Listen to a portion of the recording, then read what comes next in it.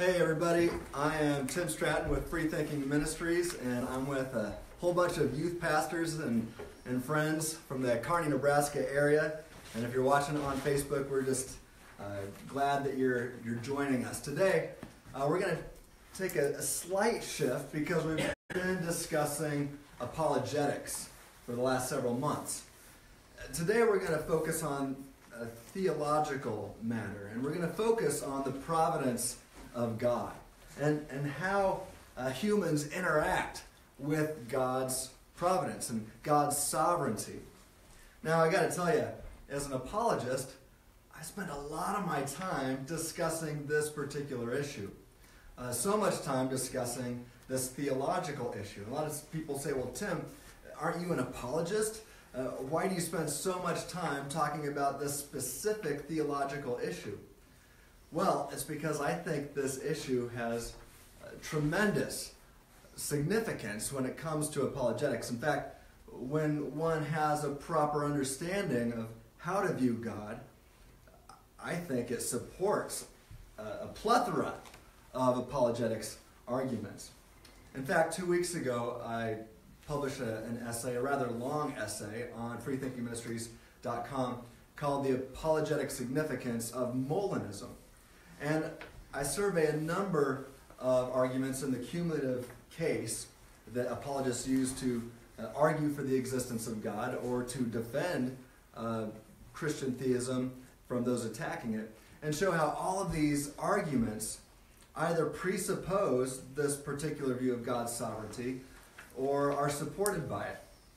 So I encourage you to take a look at that essay. It's rather long. I usually try to keep my essays around 1,000 words or so. This one was nearly 8,000 words. So, but take a look at it. Get some popcorn first or a good drink and enjoy it. Well, anyway, let's discuss God's providence. The vast majority of Christians would affirm, and I think they should affirm, that God is in control. That God is in control of everything that happens. There's nothing that's outside of God's control. God knows everything that will happen. That is to say that God knows everything that could happen and that would happen and that will happen. God knows it all. Everything that happens, then God either lets happen or He makes it happen. And God has a plan for the whole world. And this plan will be accomplished. This is called the providence of God, or we can also refer to it as God's sovereignty. Now, it comes down to God's control. The question is raised, how does God control everything? Now, I got to tell you, I spend a lot of my time arguing with atheists about the existence of God, but at least equal time arguing with other Christians about God's control, God's sovereignty. But the vast majority of these are normally between a group that we call Calvinists and a group that we call Molinists. I refer to myself as a Molinist. And most of my discussion is with Calvinists who disagree with me. But I want to make one thing clear. It's so important that we all grasp this. Both sides affirm that God is in control of everything. Okay, a lot of times one side will paint a caricature of the other side and attack the caricature, attack the straw man and not the real position. Both the Calvinist and the Molinist say that God is in control of everything. The relevant question is not if God is in control of all things, but how God is in control of all things. And that's just a really small little detail if you think about it. But us Christians love to fight over the how, right? But I want everybody to realize that we agree that God is in control of all things. In fact, I say that God, let me say this. Both sides agree that God predestines everything. Okay? The Molinist will say that God predestines everything, and so will the Calvinist. The disagreement is, how does God predestine everything? So it's vital to see that we're only talking about the how. And so we really should get along, because we really agree on the big thing, that God predestines everything. So, let's think about how God controls things. The answer, or to answer this relevant question, we first must ask another. What does God know before he creates a world? Think about this. Did God, or God exists in a state where nothing else exists? I mean, think about that. We studied the Kalam cosmological argument and the Leibnizian cosmological argument, but especially consider the Kalam. If you remember, the Kalam demonstrates that before, so to speak, to use temporal language, if you will, before the universe began to exist, or shall we say logically prior is the term that philosophers and theologians like to use to be more precise and technical. But before or logically prior to the existence of the universe, did God exist? Of course. So the question is, in that state of affairs, if you will, what did God know? And was God all-powerful? Was he omnipotent in that state? Yeah, everybody's moving their heads up and down. Was he omniscient in that state? I'm looking around this room and everybody's saying, yeah, I agree. So, what did God know before or logically prior to the creation of this world that we exist in? There are different types of things God knows. He even though he knows everything all at once, so to speak, in this state where God exists, sans the universe, there's not even time going on. If you remember the Kalam, we discussed how God even is the one who made the clock to start ticking. So before that clock was ticking even, before time exists. That's kind of confusing because I said before time and that. So to use temporal language and not to be precise, before time exists, or logically prior to that clock starting to tick, God exists and is all-powerful and is all-knowing. And so, in that sense, you could say God knows everything all at once, right? Before, logically prior to time. So, with that in mind, let's talk about the kinds of knowledge that God has. God has what we call natural knowledge. This means that God knows everything that must be true. God has natural knowledge. For example, he knows that 2 + 2 = 4. He knows that square circles are impossible. And he knows that it's impossible for him to create a married bachelor. Those things are impossible to actually exist. So everything that could be true is what we refer to as natural knowledge. Everything that could be true, or at least could be real. God knows what he could create given his power. Since he's omniscient, he knows everything he could do. Now, if he's all-powerful, that would include creating creatures with freedom, with real freedom, what philosophers would call libertarian freedom. Right? If God's all-powerful, he could do that, even if he never does. But he would have the power to do so. So keep that in mind. God knows everything that could be true. For example, God could have made different planets. God could have made a world where unicorns exist. He could have made Thomas to be very fat instead of very skinny. That's logically possible. Amy could have been a princess. Joseph could have chosen to be a soldier, and Germany could have won World War II. Another way of saying this is that God knows all possible worlds. Do you remember when we discussed the ontological argument several weeks ago? We discussed possible worlds.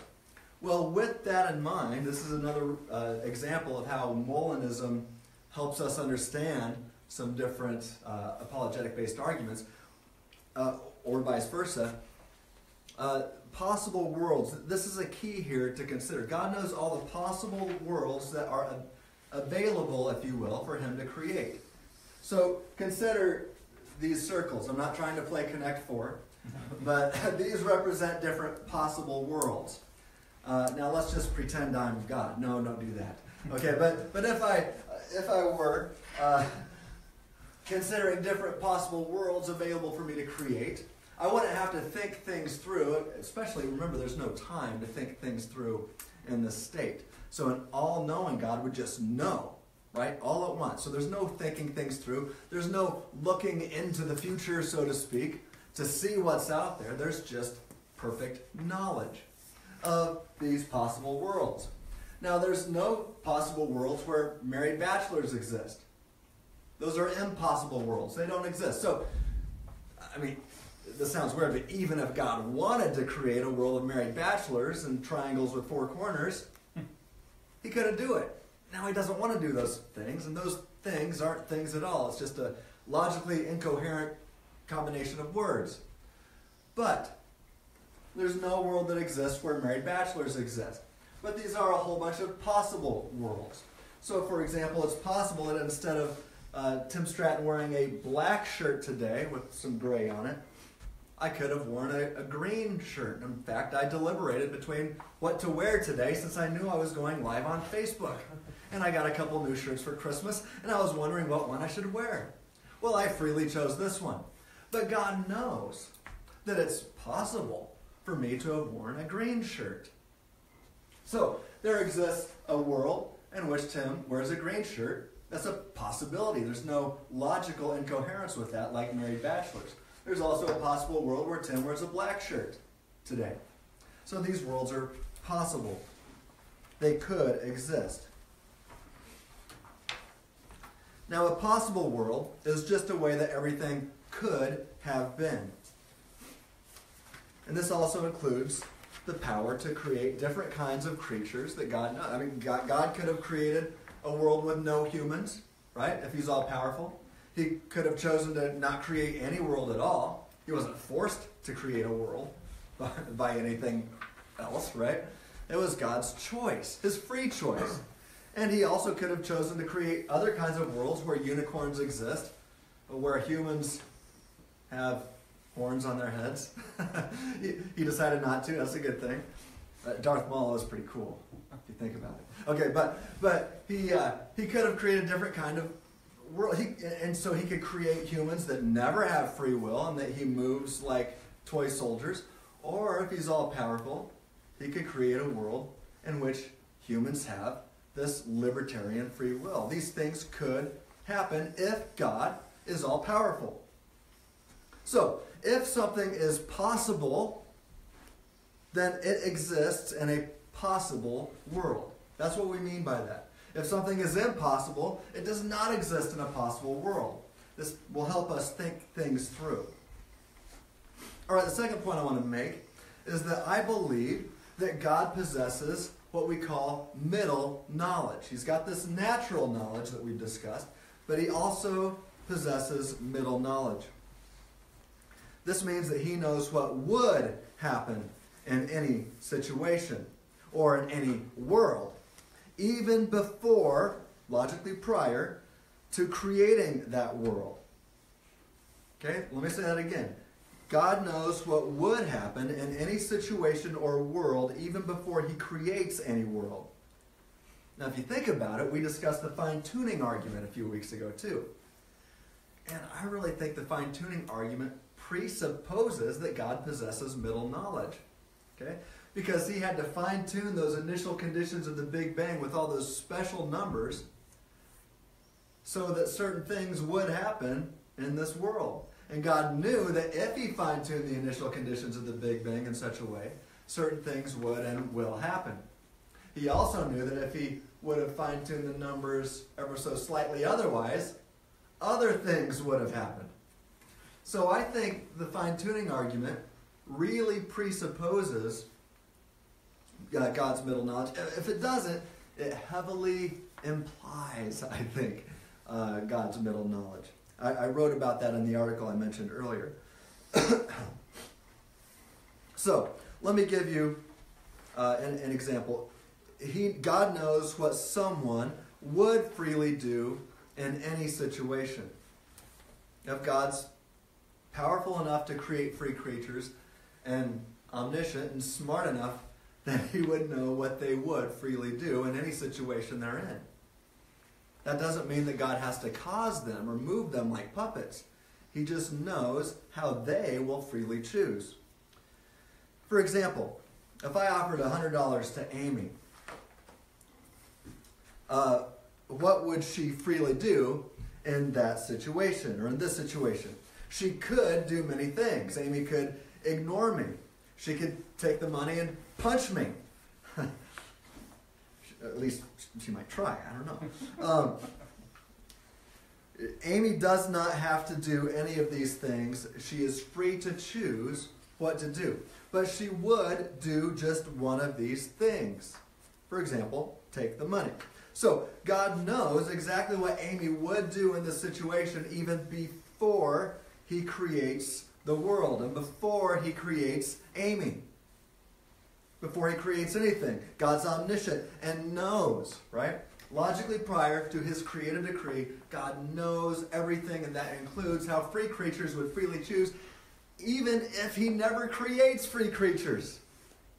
So even if it's true that we're all determined, every thought and action, belief and behavior is all determined, even if that's true, since it's logically possible for God to create free creatures, that because he's all powerful, then God would know how those free creatures would freely act if he were to create them. So think about that. Even if one wants to say, no, we do not possess free will whatsoever, and everything's determined, well, is it at least possible that God could have created free creatures? And if that's possible, does he know, given his omniscience, what they would freely do? It stands to reason, at least to me. So, let's continue. All right, here, when I say the word situation here, that includes everything. That's the world that I'm referring to. That has happened in this world until now. So the word situation includes everything that has happened in the world until now. Now, Amy would do different things in different situations. Maybe, for example, if Amy didn't sleep well the night before, she would have punched me if I gave her $100 for some, who knows why she would do that, but maybe that's what she would freely choose to do. I would not punch anybody if they tried to give me $100. So if you're out there and considering giving me $100, I encourage you to do so. It's tax deductible. Freethinking Ministries is a non-profit organization. I had to stick that in there. Getting thumbs up from Dwayne. All right. So, if someone stole money from Amy a week ago, she would have taken the money if I gave her $100. Well, God knows that. God knows what would happen. So here, when we say Amy freely does something, we mean that no one or nothing else makes Amy do it. It's up to her. No one makes or causes Amy to do it. Amy, and only Amy, does it. Right? So when we say that Amy freely does something, we're saying that nothing or no one else is causing or determining or forcing Amy to do it. Not even God. So the question is raised, well then how can God be provident and in control of Amy if she's really responsible, if she's free to think, act, believe, or behave as she does? Here's the thing, we're going to get to that, but Amy did not have to do it. She could have done something else. So, here are some possible worlds where the same situation exists. These are things that Amy could do. So let's just start here. We're going to call this World 1, World 2, World 3, and World 4. So, in World 1, if I offer Amy $100, that's the situation, that's the world in which she freely chooses to punch me. World 2, Amy freely chooses to take the money. World 3, Amy freely chooses to say no thanks. And in world 4, Amy freely chooses to ignore me. Well, if Amy would have freely chosen to take the money, then world 2 is the only one of these worlds that God can create.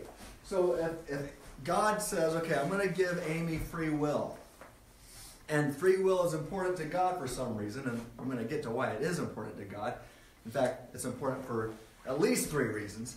But let's just say God wants to give Amy free will. Well, if free will is really free and not some word game, then given Amy's freedom in that situation, if she only freely chooses to take the money, then can God create one of these other worlds? Yeah, you guys are getting it. You're saying no. God could create a world in which Amy chooses, or in which Amy punches me, but only if he forces her to do it.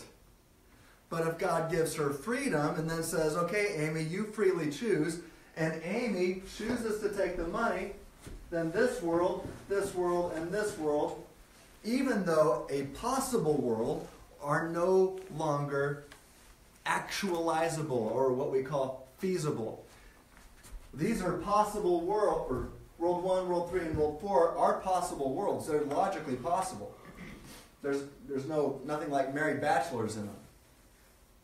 But if she has free will and freely takes the money, then this is the only world that God can create, unless he takes free will away and forces her to do something else.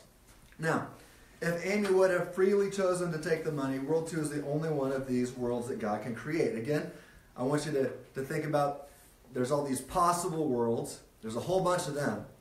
But then within these possible worlds, if things are ever not completely determined, and if humans really have that real, genuine freedom that we call libertarian free will, then all these possible worlds kind of funnel down, and they become a smaller subset of worlds called feasible worlds, or actualizable worlds. Okay? So God can't make or force Amy to do something freely, or it would not be free anymore. So I want you to understand that. God can't force Amy to do something freely, because then it's not free.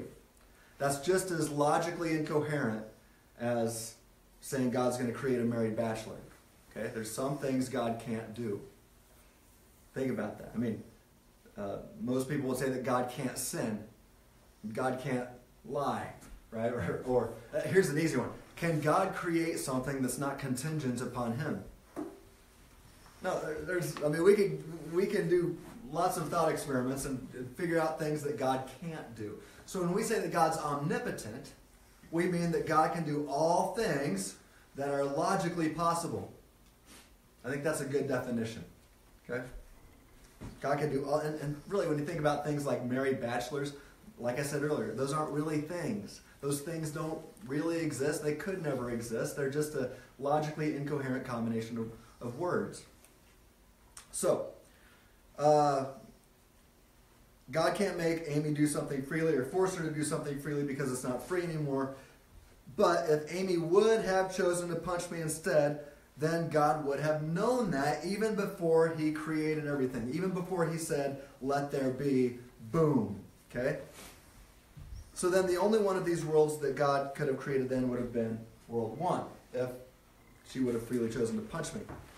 It's in this sense, all right, just think about it in this sense, it's up to Amy, not God, to choose what she would do in that situation if God gives her the freedom to do it. But God knows what she will choose before he says, let there be, and he creates this world anyway. Therefore, he predestines it. Predestines it to occur. It will occur when he says, let there be. Even her free choices. Completely free in a libertarian sense. Think about this too. Abraham Lincoln delivering the Gettysburg Address. Is it logically possible for you guys to stand on your heads? And Dallas is in the back of the room right now on his head. Everybody's turning around like, just kidding.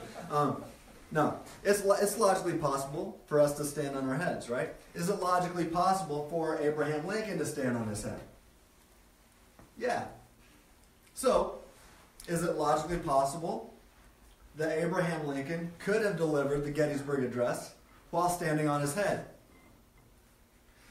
It's crazy, right? But it is logically possible. Therefore, there's like a possible world down here where Abraham Lincoln freely chooses to stand on his head while delivering the Gettysburg Address. But if Abraham Lincoln never freely chooses to stand on his head while delivering the Gettysburg Address, can God create a world in which Abraham Lincoln freely chooses to stand on his head and deliver the Gettysburg Address? Not if Abraham Lincoln never freely chooses to do it.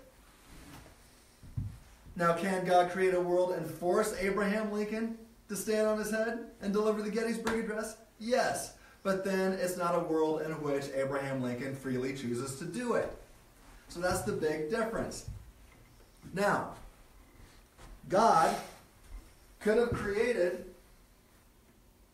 a world in which Abraham Lincoln freely chooses to do other things. So it wouldn't be that world, it would be maybe this world. But even though it's a possible world where Abraham Lincoln freely chooses to stand on his head, if he never freely chooses to do it,